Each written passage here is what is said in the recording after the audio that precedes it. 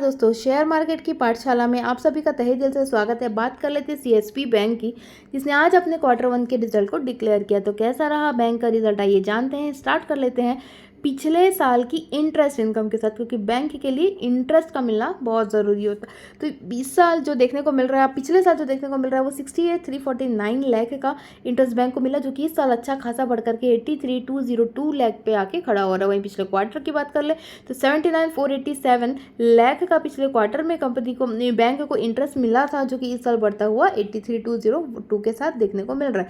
मतलब interest Y और Q on Q दोनों बेसिस पे बढ़ते हुए देखने को मिल रहा है। बात कर लेते हैं कंपनी के होने वाले टोटल इनकम की। तो पिछले साल की जो इनकम आपको देखने को मिल रही है वो 80,339 लाख की देखने को मिली, जो कि इस साल बढ़ करके 1,389 लाख की आती हुई देखने को मिल रही है। वही पिछले क्वार्टर में 99,138 लाख की कंपनी को टोटल इनकम थी, जो कि इस क्वार्टर में भी बढ़ती हुई देखने को मिल रही है। मतलब इनकम के रेस्पेक्ट में वाई और क्यू ऑन क्यू दोनों बेसिस पे इनकम बढ़ती हुई देखने को मिल रही है। बात कर लेते हैं कि बैंक ने कहाँ कहाँ ब्याज दिए, कितने इंटरेस्ट बैंक ने एक्सपेंड किए। तो ये आ रहा है 31,948 लाख पिछले क्वार्टर में इंटरेस्ट एक्सपेंडेड था, जो कि बढ़ करके 47,005 होता हुआ इस क्वार्टर में देखने को मिल रहा है, बढ़ रहा है, जो एक नेगेटिव है क्योंकि ये कंपनी के लिए खर्चा हो जाता है। पिछले क्वार्टर की बात करें तो 40,884 इंटरेस्ट एक्सपेंडेड था। मतलब जो बैंक ने इंटरेस्ट दिए वो वाई और क्यू ऑन क्यू दोनों ही बेसिस पे बढ़ते हुए देखने को मिल रहा है, विच इज़ नेगेटिव साइन।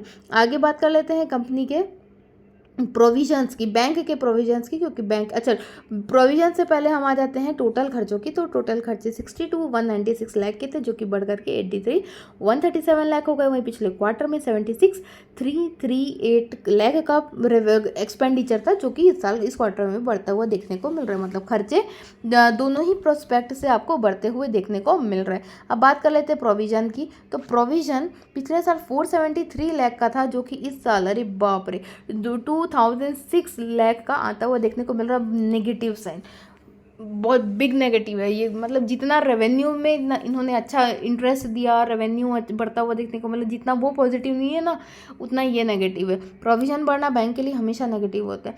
ये अगर पिछले क्वार्टर से कंपेयर करें तो 2160 लाख का प्रोविजन था, जो कि क्वार्टर ऑन क्वार्टर घटता हुआ देखने को मिल रहा है, लेकिन वाई बेसिस में बहुत बढ़त देखने को मिल रही है।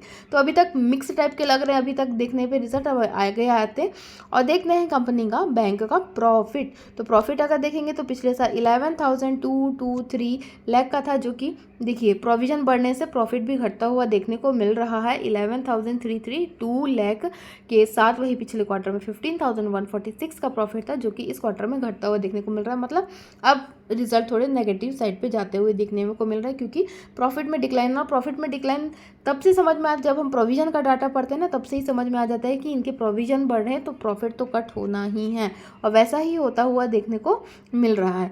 अब चलिए आगे बढ़ते हैं और देखते हैं कंपनी बैंक का ईपीएस। तो जो ईपीएस है वो 6.53 पे आके स्टैंड हो रहा है। बात कर लेते हैं ग्रॉस एनपीए की। तो परसेंटेज पे बात करते हैं ग्रॉस एनपीए। तो ग्रॉस एनपीए जो पिछले साल था वो 1.27% पे ग्रॉस एनपीए था, जो कि बढ़ रहा है फिर से नेगेटिव, बहुत नेगेटिव। 1.69% हो रहा है। पिछले क्वार्टर में देखें तो 1.47% था, जो कि इस क्वार्टर में बढ़ रहा है अगेन नेगेटिव।